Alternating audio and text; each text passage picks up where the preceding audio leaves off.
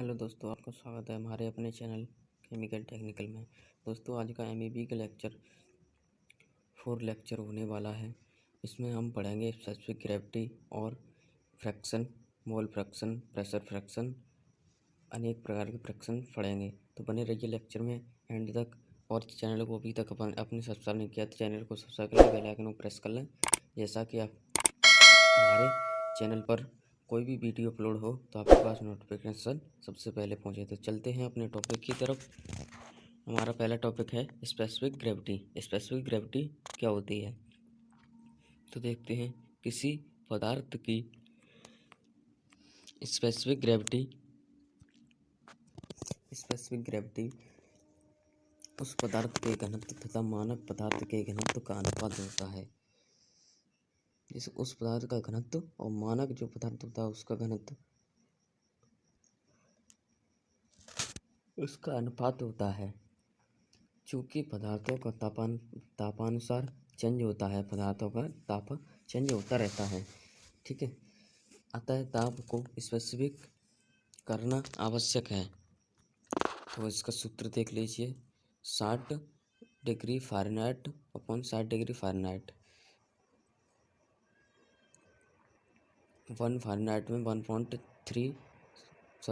1 metre में 1.3 feet होता है, ठीक है। स्पेसिफिक ग्रेविटी पदार्थ का 60 फ़ारेनहाइट पर घनत्व अपॉन मानक पदार्थ का 60 फ़ारेनहाइट पर घनत्व, ठीक है। ये आता है ठोस तथा द्रवों के लिए शुद्ध जल, मानक पदार्थों के तथा गैसीय अवस्थाओं के लिए वायु तथा हाइड्रोजन का प्रयोग करते हैं। गैस और ठोस तथा द्रवों के लिए शुद्ध जल, मानक पदार्थ के तथा गैसीय अवस्थाओं के लिए वायु तथा हाइड्रोजन का प्रयोग करते हैं, ठीक है। अब आता है हमारा हाइड्रोमीटर स्केल। रासायनिक पदार्थों एवं अन्य पदार्थों की स्पेसिफिक ग्रेविटी मापने के लिए कुछ पैमानों की विकसित किए गए हैं, जिसे हाइड्रोमीटर स्केल कहते हैं। किनके लिए? रासायनिक पदार्थों के लिए कुछ पैमाने स्पेसिफिक ग्रेविटी मापने के लिए प्रयोग किए गए हैं, ठीक है। तो इसका फॉर्मूलाइज होता है mole percentage of composition equal to 100 multiple mole fraction, ठीक है। ये आपका फॉर्मूला हो गया हाइड्रोमीटर मापने का। किसी भी पदार्थ की स्पेसिफिक ग्रेविटी नापने के लिए ये आपका फॉर्मूला हो गया mole percentage of composition equal to 100 into mole fraction. Gram atomic, किसी एटॉमिक की वह मात्रा जिसका द्रव्यमान ग्राम मीटर में ग्राम पदार्थ के एटॉमिक वेट के बराबर होता है, ग्राम एटॉमिक कहलाता है, ठीक है। मतलब ग्राम में पदार्थ के एटॉमिक वेट के बराबर होता है। जो एटॉमिक वेट है वो ग्राम पदार्थ के बराबर होगा, वो हमारा ग्राम एटॉमिक कहलाएगा। ग्राम एटॉमिक होता है equal to mass in gram upon atomic weight का रेशियो होता है ग्राम एटॉमिक। तो अब आता है हमारा मास फ्रैक्शन या वेट फ्रैक्शन। मास फ्रैक्शन कहते हैं या फिर इसको कहते हैं वेट फ्रैक्शन, ठीक है। तो इसको हम पढ़ते हैं। मिक्सचर के किसी कंपोनेंट का मास फ्रैक्शन उस कंपोनेंट्स के मास तथा मिक्सचर के टोटल मास का रेशियो होता है। मतलब कंपोनेंट की मास और टोटल मास का रेशियो होता है, ठीक है।